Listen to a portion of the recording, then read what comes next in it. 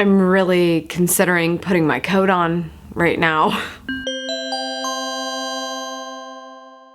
What's up, socials? Happy Savvy Tuesday. I wanted to talk about something today that touches home for many of you, and that is monetizing what you do, because you love it and you want to do it forever and you want to focus on it full time, but you're like, okay, but I have to make the dollars for the bills. Specifically, I want to talk about advertising. Now, you might get a weird taste in your mouth from the sound of that word, and trust me, I do too. But the thing is, there are actually different kinds of advertising, and it really depends on how you look at it. Let's talk about social media, for example. You can advertise on Facebook or Twitter and get your message in front of more people who don't necessarily know who you are, and hope that that act will get them to cross over. That's the kind of advertising I don't really care for. They definitely work, but I'm sorry, especially on Facebook, where people are so committed to whoever they're subscribing to, whether it's a family member or an ex-girlfriend or just a brand that they're in love with.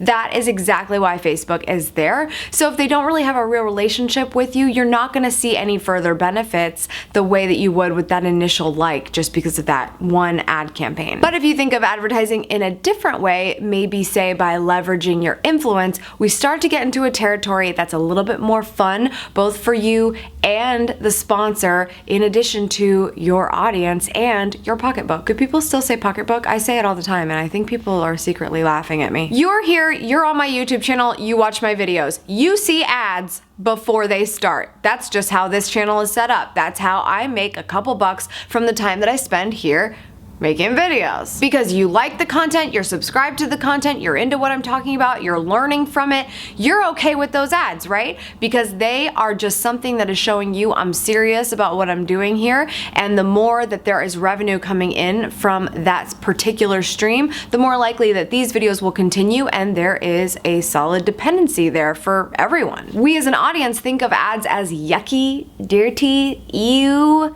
until it's something that we understand is supporting somebody that we actually care about. So if you're building something cool and you have an audience and people are depending on you for something, going into this territory of sponsorship and advertising is certainly something that you should be considering. Don't sell out, but people are going to accuse you of that the moment an ad shows up, so you also cannot be too vulnerable by that initial reaction. The people that know that you put your heart and soul into what you're doing, and that it takes a lot of work and a lot of effort and a lot of time, which is the most important thing and most expensive, they will be fine with you putting up some ads, maybe making some kickback. And of course, the discretion of choosing those ads is a lot of fun too. Once you leverage your influence, the audience cares about the types of things that you're talking about, which may include said sponsorship and ads. And those particular sponsors are going to say, these people know what she's talking about is important and they're hanging on their every word.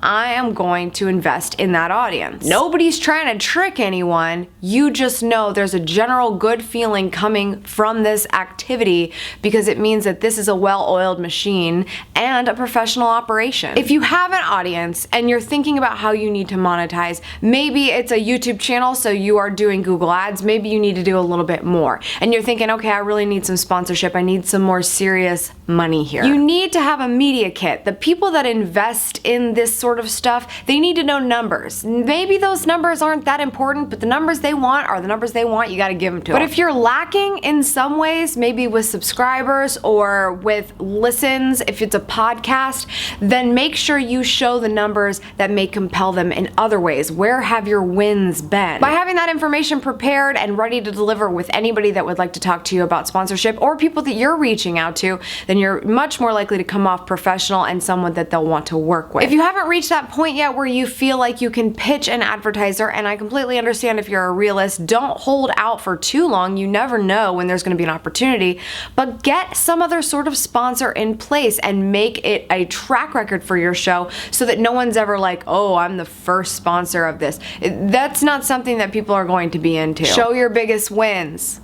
That's the most important thing if you want someone to pay you for what you're doing. That's all for today, socials. Thank you so much for tuning in. I appreciate it. As always, I hope that was useful to you. I had somebody email me about this, and I thought this would be really interesting if we talked about this, because people are starting YouTube shows and podcasts, and they're like, this is fun, but man, this is taking time and I need money. so it's always important to talk about that. Thank you so much for tuning in. Tweet with me at Schmittastic and at SavvySexySocial. If you want more marketing lifestyle goodness or would like to email me, I do have an open email policy, and the best way to stay tuned for that is by signing up for my e-newsletter. The link is in the annotation or in the description. If you're watching this on SavvySexySocial.com, it's in the sidebar. So look for that, and I will see you tomorrow for Sexy Wednesday.